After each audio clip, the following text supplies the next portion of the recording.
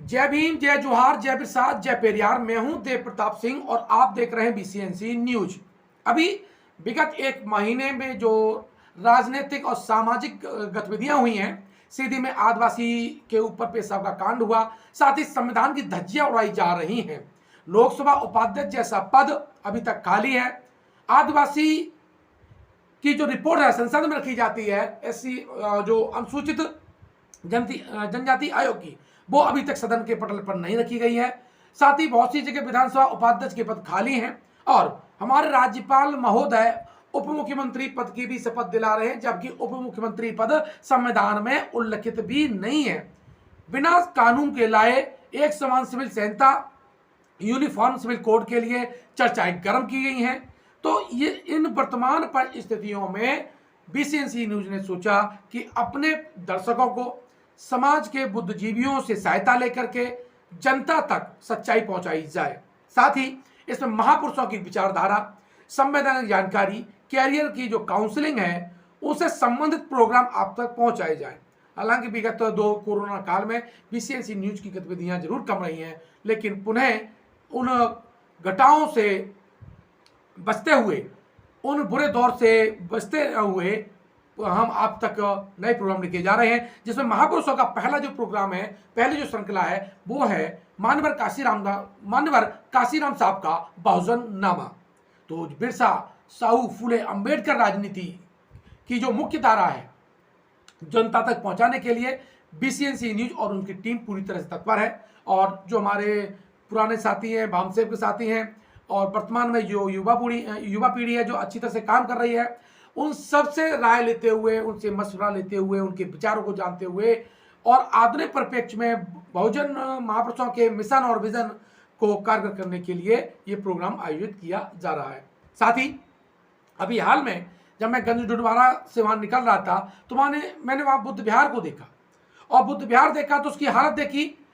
एक हमारे संस्थान, एक बुद्ध विहार जो कि बिल्कुल टूटी फूटी जर्जर अवस्था में है, वहाँ पर मुझे लगता है 3-4 साल से लॉक पड़ा हुआ है, तो कोई साफ सफाई नहीं थी और आना जाना लोगों का है नहीं। इसमें एक तरह से खंडर मान लीजिएगा। वो छात्रावास भी है, बुद्ध विहार भी है, और आपका बाबा साहब का पार्क भी है। ऐसे संस्थान का इस स्थिति में होना निश्चित रूप से गंभीर विषय है, चिंता का विषय है। जो वहाँ पर कमियां रह गई हैं, वहाँ की टीम से कमियां रह गई हैं, वहाँ से वार्तालाप करके हम उसे दूर करेंगे और उस संस्थान को पुनः खड़ा करने का प्रयास करेंगे। साथ ही हम बता दें, आपके पूरे शहर में कहीं भी गांव में अगर कहीं बुद्ध विहार है या अंबेडकर पार्क है जहां पर बच्चों को पढ़ाया जा सकता है, उसकी जानकारी हमें 8604987816 पे दीजिएगा। हम पूरे यूपी के 75 जिले के सारे बुद्ध विहार और बाबा साहब के जो पार्क है उसको दर्ज कर रहे हैं, उसका एक रिकॉर्ड बना रहे हैं। अगर ये आप आसानी से भेज देंगे तो हमको बहुत आसानी हो जाएगी उस डॉक्यूमेंट को तैयार करने में। और चूंकि अगर हम वहाँ जा करेंगे तो 75 जिलों में घूमना थोड़ा टाइम टेकिंग है, वो तो जाएगा, लेकिन आज टेक्नोलॉजी और मिशन की भावना को अगर आप ध्यान में रखेंगे तो ये काम मुझे लगता है 1 से 1.5 महीने में हो भी जाएगा। और हमारे पास एक ऑथेंटिक डेटा भी होगा कि प्रत्येक जिले में हमारा कहाँ पर पार्क है, कहाँ बाबा साहब की मूर्ति है। तो अगर कोई अराजक तत्व वहाँ पर कुछ गलत गतिविधियाँ करता है तो हम तुरंत उस पर कार्रवाई भी करा पाएंगे। साथ ही वहाँ पर शैक्षिक गतिविधियाँ और सांस्कृतिक गतिविधियाँ भी करा पाएंगे। और अगर कोई व्यक्ति वहाँ चाहता है जाना तो उसे तुरंत लोकेशन एक 1 पॉइंट सॉल्यूशन पर मिल भी जाएगी। तो बीसीएनसी न्यूज की इस पहल को आप समझिएगा और इसके भावार्थ को समझिए, इसके शब्दार्थों को समझिएगा, ताकि बहुजन जो मिशन है वो लोगों तक और अंतिम पायदाने पर खड़े कार्यकर्ता तक ये पहुँचना चाहिए। बहु बेटियों पर होने वाले अत्याचार की अगर कोई घटना होती है, समाज पर कोई अत्याचार की घटना होती है, तो तुरंत हमारे नंबर पर उसकी जानकारी दीजिएगा। तो साथ ही हम आपको लीगल जानकारी भी देंगे। बहुत से साथी जो हाई कोर्ट में है और सुप्रीम कोर्ट में है, उनसे लगातार आपकी हेल्प होगी, उन्हें आपको लीगल गाइडेंस भी मिलेगा।